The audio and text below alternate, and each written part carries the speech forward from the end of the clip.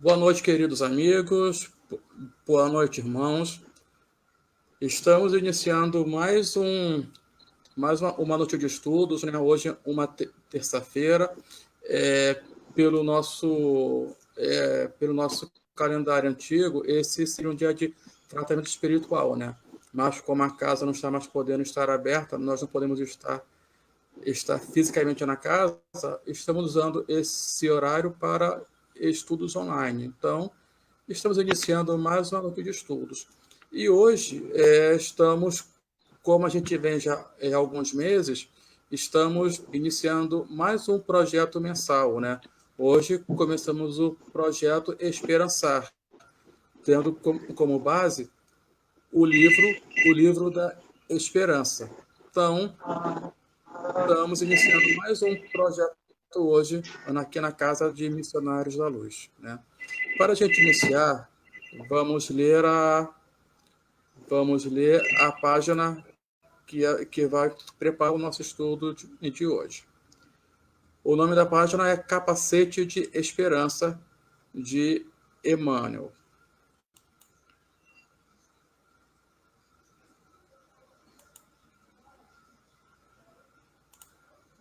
Deixa eu só me achar aqui.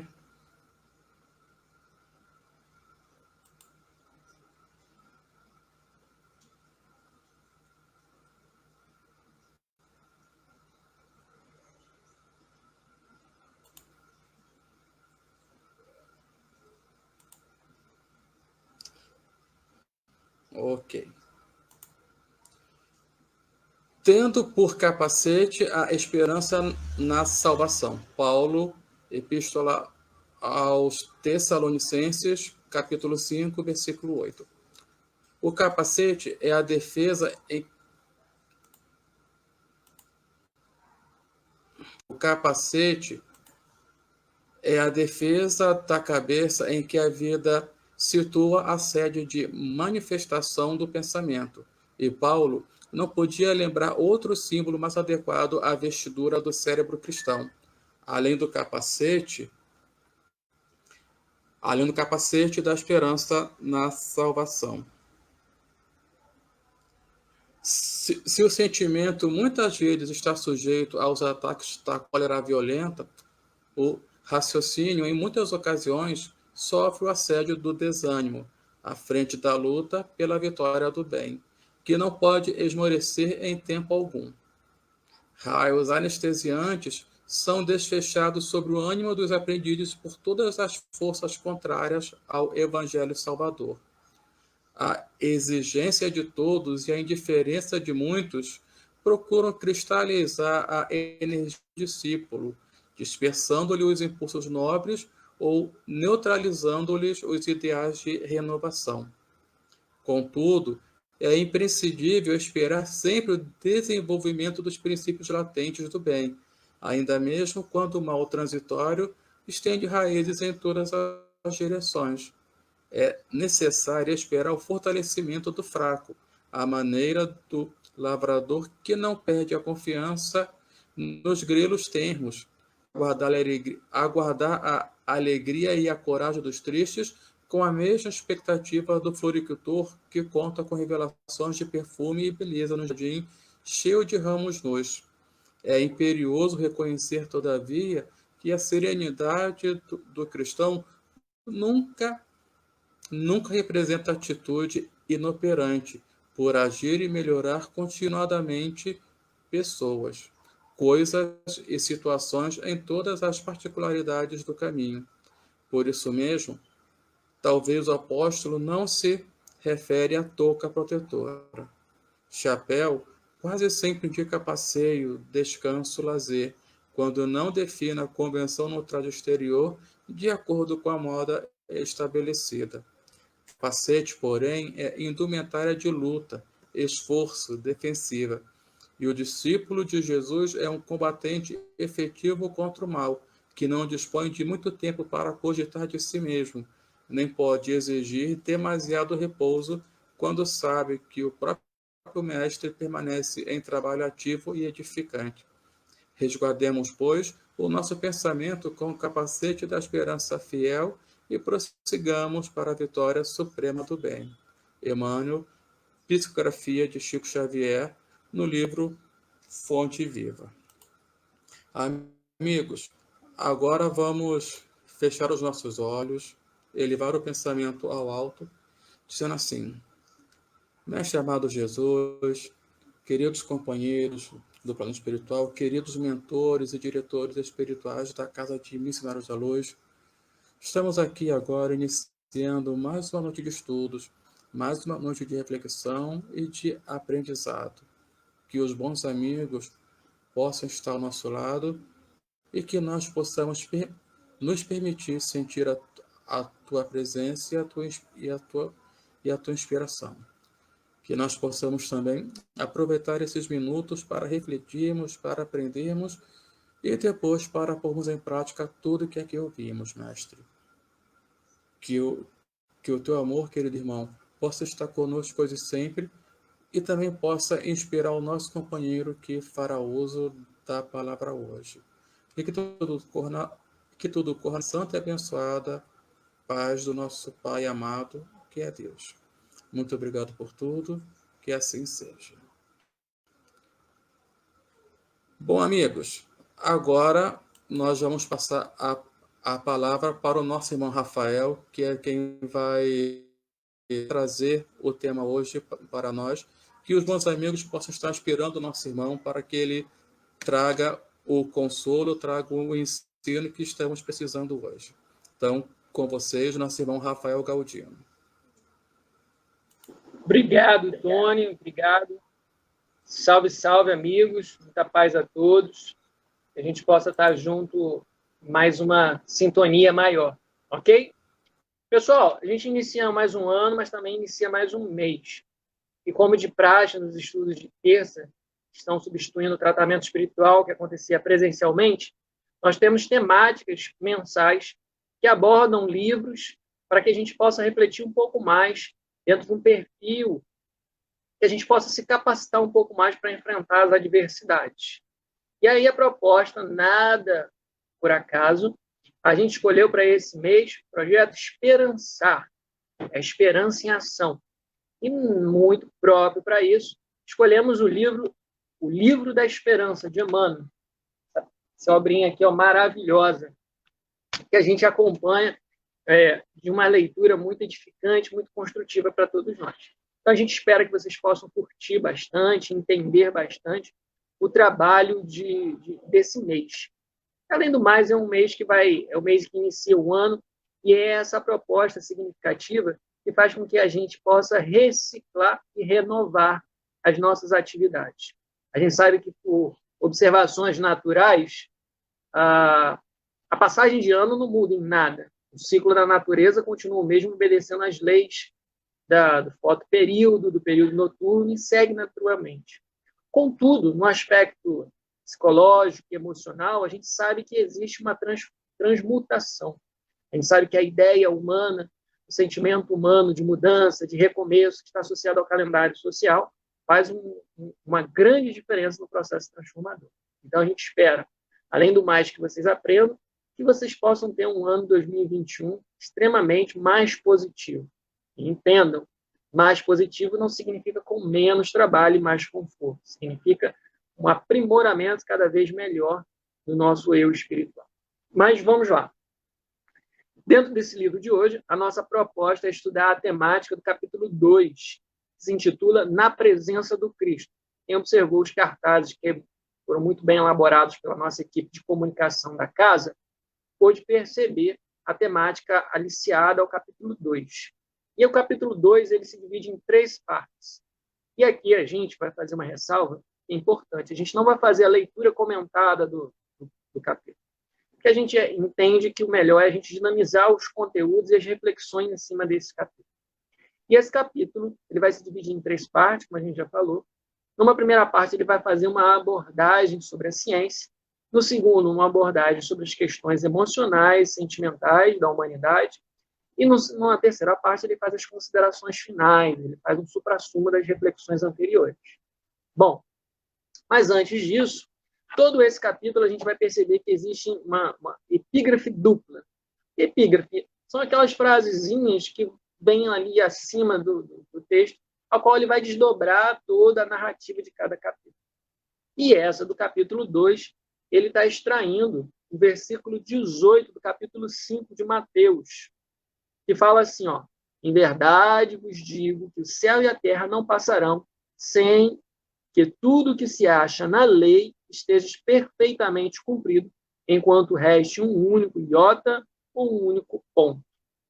Isso também ele faz também referência ao Evangelho, onde no Evangelho, segundo o Espiritismo, vai falar e desenrolar os conhecimentos a partir desse versículo bíblico. E aí ele vai também fazer um comentário, colocar um epígrafezinho, um trechozinho do Evangelho, que vai comentar sobre esse item anterior, que é o item 9 do capítulo 1. Ok? Quem quiser pode dar uma conferida lá, porque o capítulo 1 é aquele que vai falar sobre Jesus, Moisés e o Espiritismo. Né? Então, o que a gente pode entender sobre esse primeiro epígrafe, esse texto básico ao qual Emmanuel vai se debruçar sobre toda essa narrativa? Muito interessante que quando ele começa a falar, hoje vos digo em verdade, esse em verdade, quando a gente observa nas traduções, ele pode ser substituído por amém, a palavra amém. E aí, a palavra amém, numa transliteração, ou seja, numa tradução de conteúdo de uma língua para outra, né? Ele tem o sentido de ser algo confiável, ou seja, como se o senhor falasse assim, ó, eu vou te falar uma coisa muito certa, uma verdade muito cabal, uma coisa para você poder confiar. Então, Jesus introduzia sempre com essa reflexão dentro da liturgia hebraica para fazer com que os discípulos refletissem sobre o que ele viesse falar. E aí ele vai fazer uma referência dizendo sobre a questão da passar, né? Ele fala que até que o céu, verdade, vos digo, até que passem o céu e a terra, não passará um iota. Ele fala desse passar, esse passar ele está ligado muito mais à questão de desaparecer. Né? Ele vai falar que nada vai acontecer, céu e terra passarão, mas a palavra não vai passar. A palavra não passará. E ele faz uma referência muito significativa, né, que ele usa uma expressão que é muito difícil de a gente entender se a gente não fizer um estudo mais aprofundado, que é a questão do iota. Né? O iota ele é a menor letra do alfabeto grego. E também na literatura hebraica ele vai fazer uma referência à menor letra hebraica. Então ele está falando que a menor parte da lei, e aqui é interessante, porque ele fala da lei, e dentro da cultura hebraica, em qualquer outra religião, a gente vai ver que existem dois aspectos. Existem o conteúdo propriamente dito, literário, são os textos sagrados, são, na cultura cristã, a Bíblia, às vezes adicionado de outros materiais, como no Espiritismo ainda temos as obras básicas, que são uma releitura, mas ele está falando justamente que a lei não passará. E isso é importante a gente entender, porque muitas das vezes a gente não pode confundir a lei com a interpretação da lei. A interpretação da lei é feita por nós, seres humanos. E essa interpretação, muitas das vezes, ou quase sempre, ela é limitada à nossa capacidade. E aí a dimensão da lei ela acaba sendo mais apequenada, ao qual não necessariamente pode estar ligado à realidade. E isso é uma das adversidades mais complicadas de se entender o que realmente Jesus quer nos falar, o que realmente Jesus quer nos dizer, porque temos a tendência a nos utilizarmos como régua, tanto para entender Jesus como para compreender o que Jesus fala. Daí a nossa dificuldade de compreender o que de fato devemos fazer. Contudo, isso é uma experiência interessante, porque à medida que nós vamos nos enlarguecendo, nós vamos crescendo moralmente, a nossa percepção e a nossa visão sobre quem é Jesus e o que Jesus está querendo dizer, ela vai se alargando também proporcionalmente. Então, fica uma primeira lição importante. Aquilo que nós compreendemos sobre o que é correto, o que é verdade, não é 100%, não é a verdade completa, não é a sabedoria completa. E isso nós temos um vício muito grande. Nós temos um vício muito grande de acharmos que o nosso ponto de vista, a nossa interpretação, limitada às nossas capacidades, é a verdade completa. E isso nos leva à postura, muitas das vezes, fundamentalista, dificultando as nossas relações com as inúmeras adversidades que a vida apresenta. Olha, essa primeira grande reflexão. E isso também, essa fala de Jesus, no versículo 18, ela pode ser considerada uma profecia, né? Profecia não é uma expressão muito usual no espiritismo, ela é muito mais usual na igreja protestante, nos irmãos de crença protestante, eles usam muito essa expressão de profecia, e é uma profecia. Profecia é aquilo que alguém fala que vai acontecer. Profecia vem de profetizar, de profeta, aqueles visionários, aqueles que têm a capacidade de enxergar além, de visualizar além, e hoje acaba fazendo afirmativa de coisas que acontecerão. E isso era muito comum naquele povo, esses profetas falarem sobre coisas que vão acontecer, sobre o futuro, as várias narrativas. A própria vinda de Jesus é fruto de uma profecia, entende? Tanto que Jesus vai falar que veio cumprir a lei. O que é a lei? São aquelas profecias ditas lá atrás.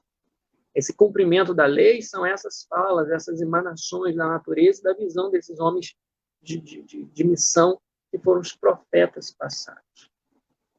E Jesus, quando ele fala isso, ele fala com uma autoridade. Percebam que ele fala, nada passará, nem céu e terra não passarão, até que a última palavra se cumpra, até que o último traço da lei se solidifique. Então, Jesus acaba apresentando de uma forma muito mais, com uma autoridade, com uma soberania sobre tudo aquilo, dando de um ponto de vista de que está no controle daquilo tudo e tem a percepção mais dilatada. Isso acaba causando um grande impacto, tanto positivo, pela admiração e a fidelidade cada vez mais intensa dos apóstolos, daqueles que vão seguir, quanto de raiva e de negação daqueles que são aversos às verdades essenciais, aquelas verdades que vão transformar. E isso vai nos promover a refletir como o Espiritismo encara e percebe essa reflexão. Como nós devemos fazer essa, se eu posso usar a mesma palavra, né, essa transliteração cultural. Como que a gente pode fazer essa transposição e a visão espírita sobre isso, que é fundamental. É interessante que diferentes credos, diferentes perspectivas vão se criar sobre essa literatura. Mas a gente, como espírita, adeptos a essa filosofia, nós precisamos entender como o cristianismo espírita vai falar sobre isso. E o ponto fundamental nisso tudo é que a gente vai ver que Jesus ele é o iniciador de uma sublime moral. Jesus ele vai estar colocando um aspecto fundamental.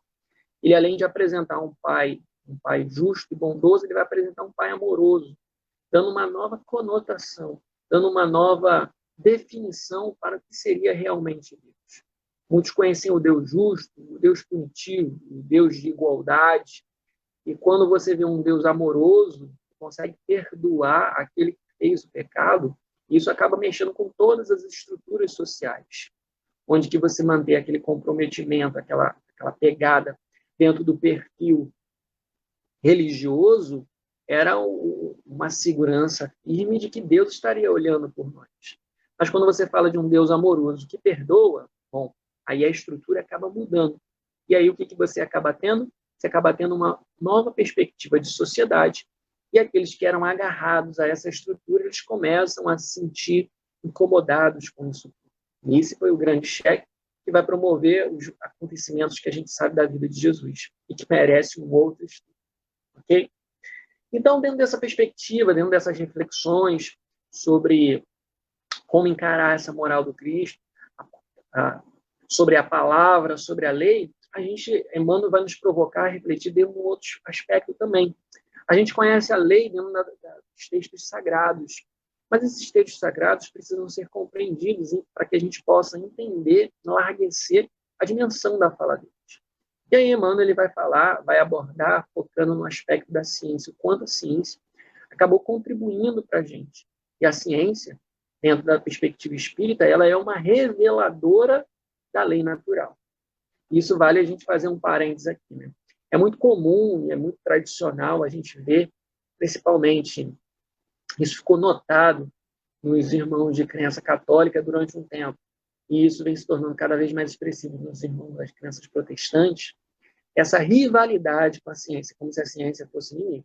E a gente precisa deixar algumas coisas claras. Quando a gente vai pesquisar e tentar entender um pouco mais a ciência a gente percebe que existem muitos cientistas que são religiosos, ou seja, eles têm uma perspectiva de que conhecer a natureza, de conhecer o mundo, de pesquisar e entender como é que funciona o mundo, é uma forma de entender como é que Deus, uma forma de você conhecer Deus. É uma forma. Existem múltiplas formas. As principais, a gente pode dizer que existe o caminho da religião e o caminho da ciência. São formas. Tanto que dentro da ciência existe um grupo de visionários que tenta fazer uma tradução do mundo dentro de um sistema de crenças chamado de agnosticismo. O agnosticismo, ele é justamente essa crença a partir dos princípios da ciência. Não negam e não afirmam Deus, porque não existe, dentro da perspectiva deles, do mecanismo científico, provas para a existência de Deus. E aí a gente vai falar, nossa, existem tantas provas, mas a gente precisa entender que a perspectiva dos agnósticos é uma perspectiva material, dentro do que é possível de medir, de compreender, de mensurar, de dimensionar.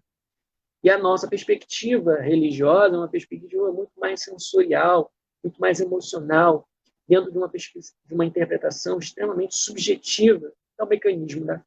São caminhos diferentes que nos levam a uma compreensão. Muito interessante que esse debate aconteceu. Os grandes exemplos desse conflito, esse suposto conflito entre ciência e religião, muitos acabam escancarando aquele período da relação entre Galileu e a Igreja Católica. Ali se celebram falando que ali foi justamente o início desse conflito de ciência e de religião. Mas, notadamente, os amigos não podem não perceber que Galileu era um homem extremamente religioso. As duas filhas dele eram freiras. E ele, na verdade, ele não estava querendo justamente derrocar ou destruir a religião, mas sim, ele estava dentro de uma perspectiva, que era um mecanismo de funcionamento do universo, ele estava descobrindo fatos e expressões da natureza que davam uma interpretação diferente do que aquilo que se era divulgado dentro de uma crença mais geral pela própria igreja. Então, Galileu ele estava tentando muito mais realinhar uma forma de pensar a partir de fatos e análise. E esse diálogo, esse debate, ele vai gerar inúmeros sistemas de animosidade e adversidade que vão ser entendidos como um conflito bélico, quando, na verdade, é simplesmente uma diferença de perspectiva que precisava ser realinhada. E aqui a gente não está fazendo uma visão um pouco romântica ou até mesmo piegas desse encontro, mas sim uma interpretação a partir de fatos, de observação muito clara. E aí, quando a gente pensa nos avanços da ciência, a lei, né, a análise da lei, a busca de entender como é que funciona, a gente vai ver que o ser humano ele vai se encontrando com inúmeras adversidades, ou mesmo inúmeras conquistas. Por exemplo, hoje a gente consegue falar de transplante de órgãos de uma forma muito mais clara, muito mais dinâmica, muito mais lúcida. O que alguns anos atrás, 50 anos atrás, era uma coisa assim, concebida, mas era uma coisa muito mal encarada, muito interpretada. Como botar um órgão de uma outra pessoa, de um corpo dentro de um outro corpo? Isso é um absurdo, isso fere os princípios. Se nós rememorarmos há um tempo atrás, séculos atrás, a gente vai ver que as perspectivas da anatomia, do conhecimento anatômico, eram extremamente escassas, porque era-se proibido, assim como necromancia, né? Você abrir o corpo do morto e explorar era uma atitude de compreensão extremamente indigna e mal entendida. E pessoas que enfrentaram isso e conseguiram se avançar, hoje nós conseguimos saber. Chegamos no médico falando, doutor, estamos com uma dor aqui. Ó, ele vai falar, isso é uma apendicite, você está com uma estomatite, você está com um problema respiratório, isso é uma dor de cabeça, pode ser uma cefaleia. Então, nós, a partir desses conhecimentos, nós conseguimos evoluir e transmutar.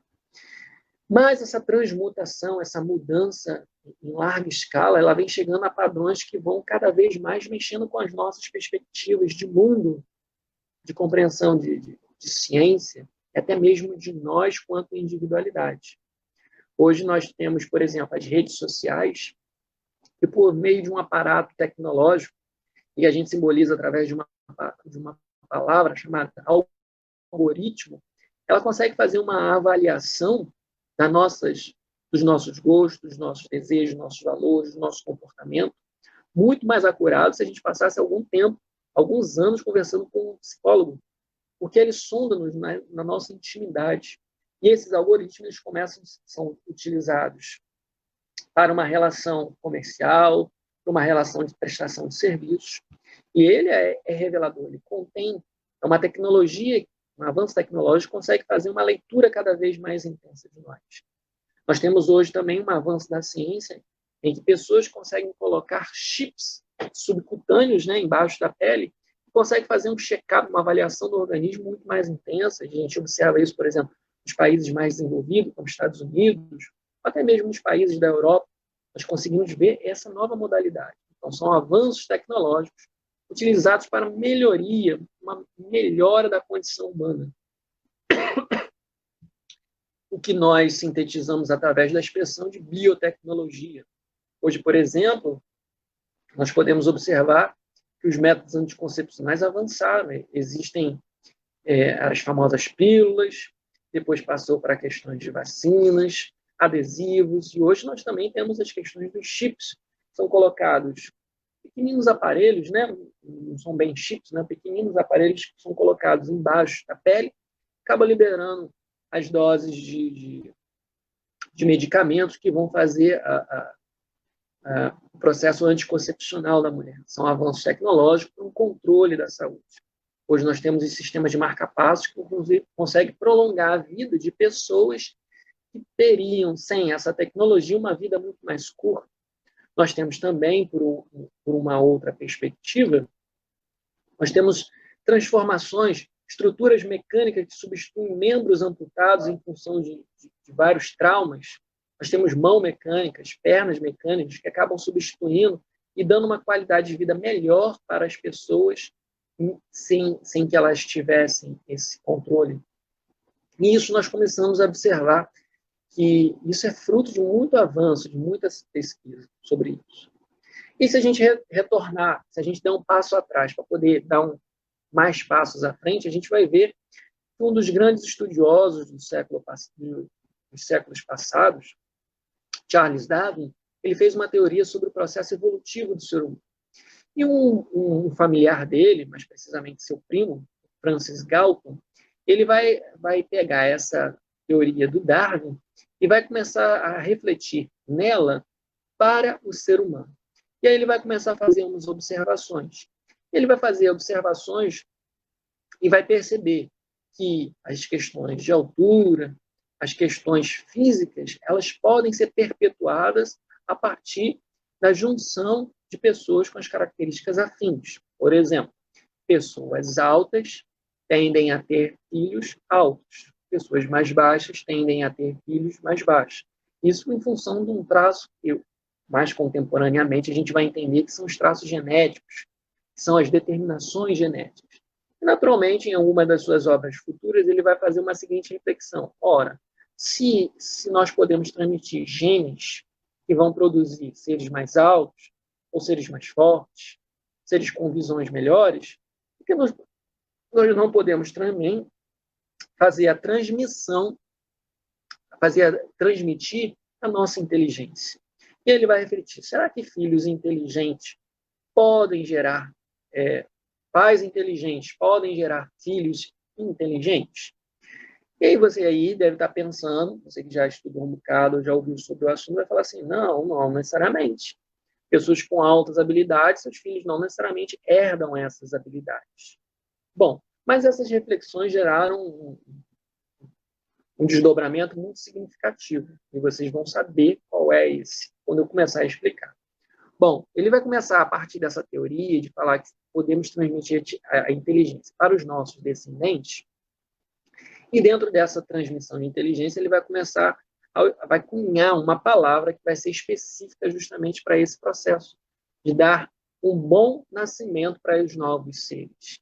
Daí, bom, nascimento, surgimento, criação, genia, genia, que é o sentido do bom nascimento, da boa criação, ou seja, faz com as qualidades específicas vão gerar filhos dentro de qualidades específicas. Só que vai se perceber que não é bem assim com o passar do tempo. Essa mesma eugenia vai ser agasalhada, essa ideia, por inúmeros governos, e alguns desses governos, que a gente conhece, para quem conhece um pouco de história, sabe muito bem que o governo nazista se apropriou muito dessa ideia do bom nascimento, da raça melhor, da raça pura, e vão desenvolver teorias de divisão de raças, em que existem raças melhores e raças piores. É claro que na contemporaneidade nós conseguimos superar essas, em parte, né? Boa parte da população. É claro que ainda existem pessoas que são adeptas dessa filosofia, mas a gente vai ver que essa ideia de eugenia ela vai também fazer uma transmutação, e hoje ela vai se apresentar dentro não do casamento, da associação de pessoas que têm qualidades específicas, mas através da manipulação genética.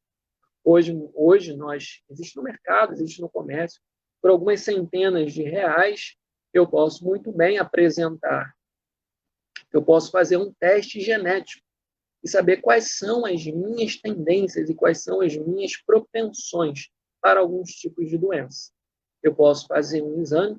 Hoje em dia, a pessoa manda um kit, tipo um cotonete, você passa na sua saliva, você devolve para eles e vão fazer um exame genético de você. E vai descobrir quais são os...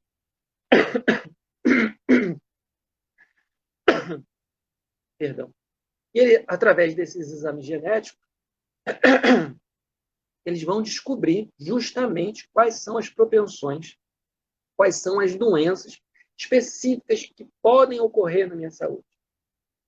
Ora, se eu consigo prever essas doenças antes que ocorram, eu posso utilizar as medidas profiláticas, eu posso fazer tratamentos preventivos, eu posso fazer um acompanhamento muito mais sistemático.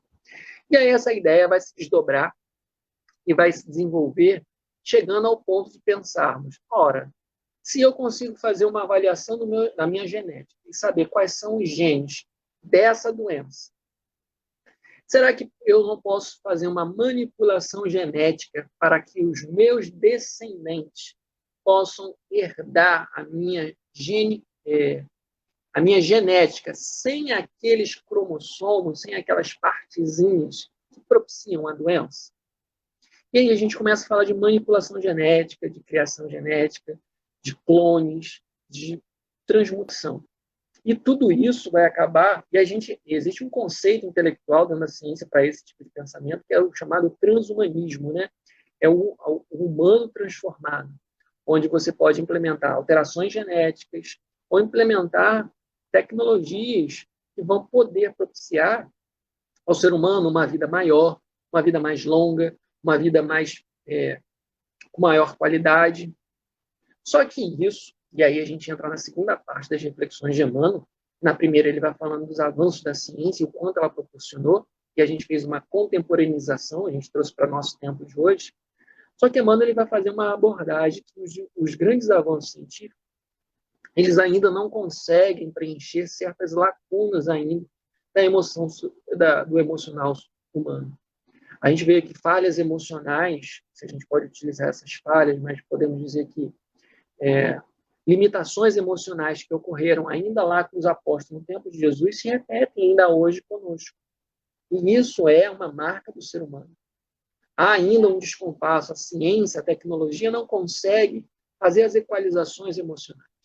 Existem comprimidos chamados tarja pretas que vão amenizar os efeitos das dores emocionais.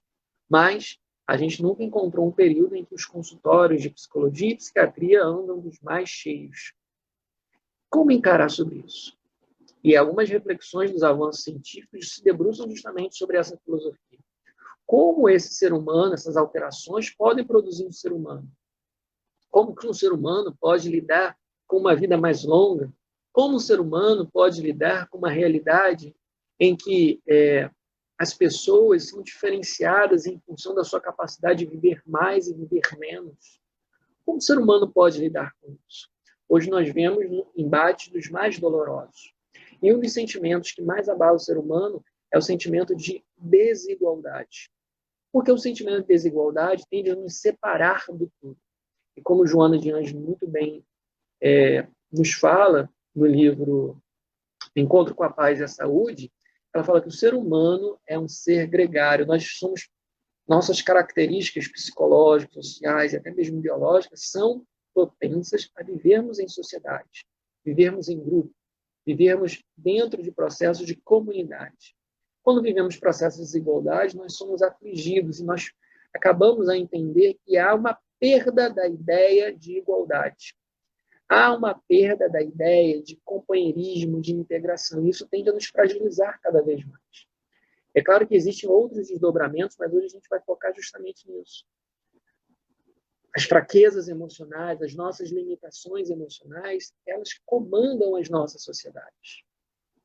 Por mais que avancemos tecnologicamente, por mais que avancemos na biotecnologia e produzamos seres melhores, com organismos melhores, com vidas mais longas, estruturas sociais menos duras, com trabalho mais sofisticado, seres humanos mais inteligentes, o conteúdo emocional não vem através dessas alterações externas ou biológicas. Podemos produzir seres extremamente belíssimos, lindos, maravilhosos, que vão ser desejados por inúmeras pessoas, contudo, essas pessoas ainda podem sofrer de vazio existencial, podem se sentir como objetos, podem se sentir fracas em si. Como lidar com isso? A ciência não consegue avançar esse passo. Ela pode dar suporte. E a estrutura social que está mais ligada a fazer essa transformação social é a religião.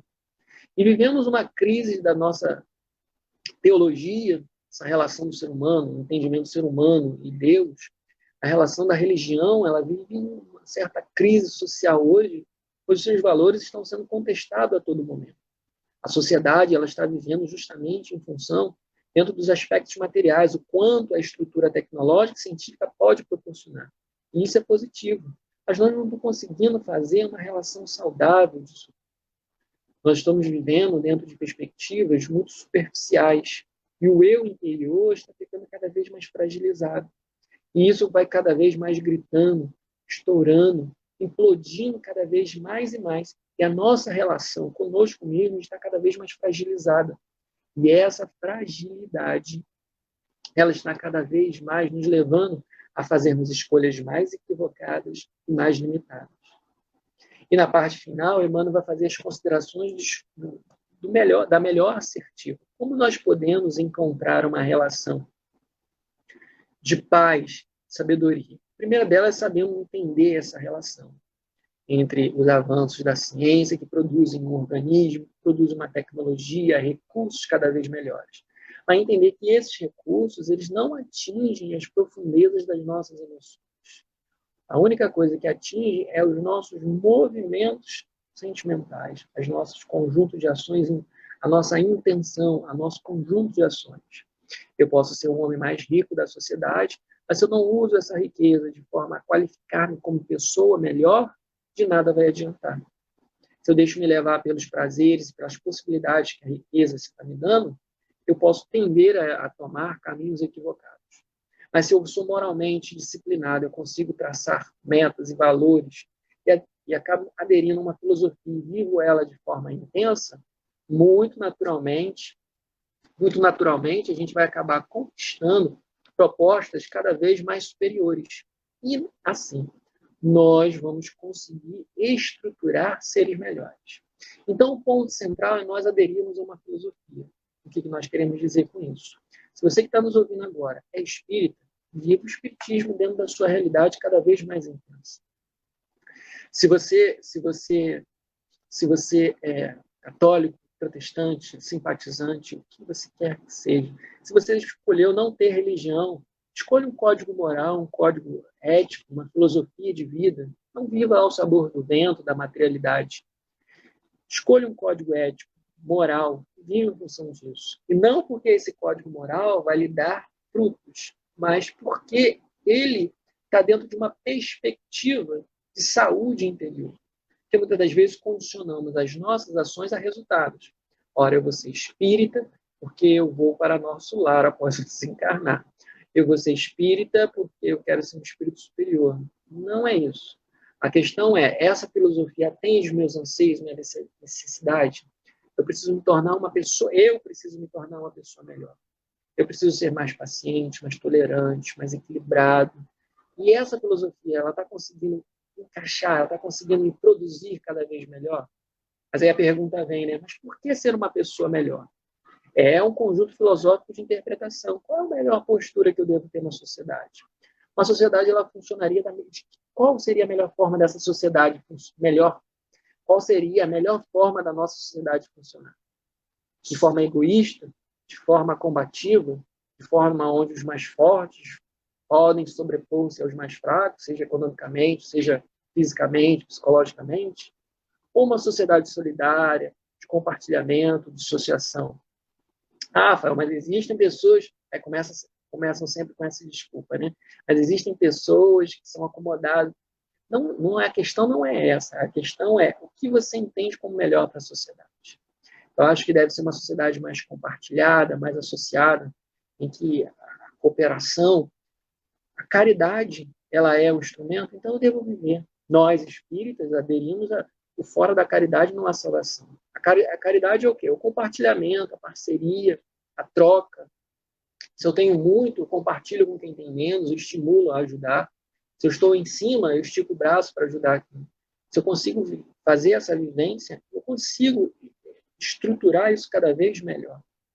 E aonde a gente pode fazer justamente essa revolução das nossas transformações?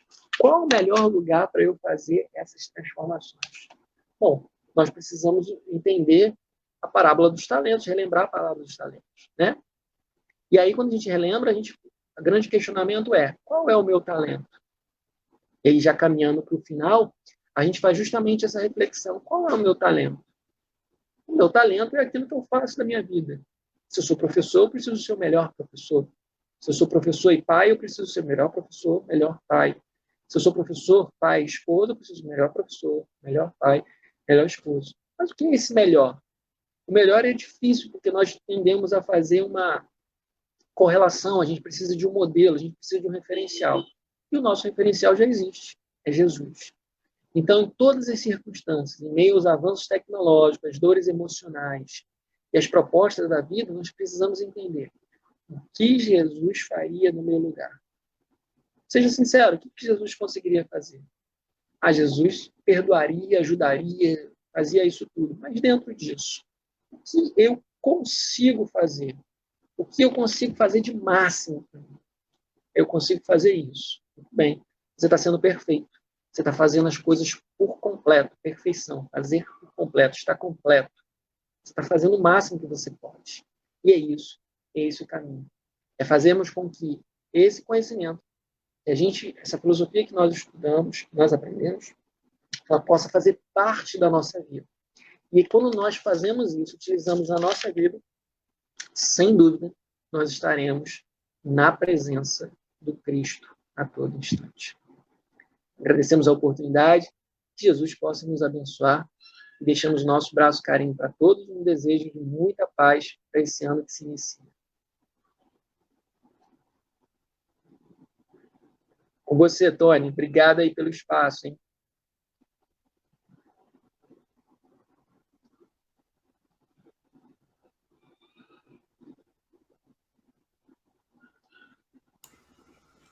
A gente agradece, irmão, pela disponibilidade do seu tempo, por estar podendo fazer essas reflexões para nós.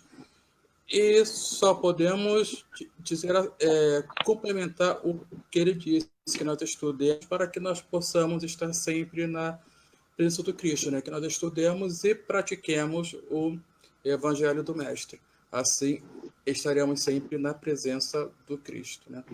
Irmãos, então, já encerrando essa nossa noite, vamos fazer agora a prece para nós podermos encerrar os nossos estudos, né? Vamos fechar os olhos e dizer assim: Mestre amado Jesus, muito obrigado, Mestre, por estarmos tendo essa grande oportunidade de estarmos ouvindo essas mensagens, de estarmos podendo, ainda agora encarnados, refletindo, para podermos planejar melhor e mudar o nosso futuro, Mestre. Muito obrigado pelo teu amor, pela tua paciência, em ainda acreditar em nós, em ainda insistir que nós podemos melhorar. pedimos força para que possamos cumprir a nossa parte neste grande trabalho.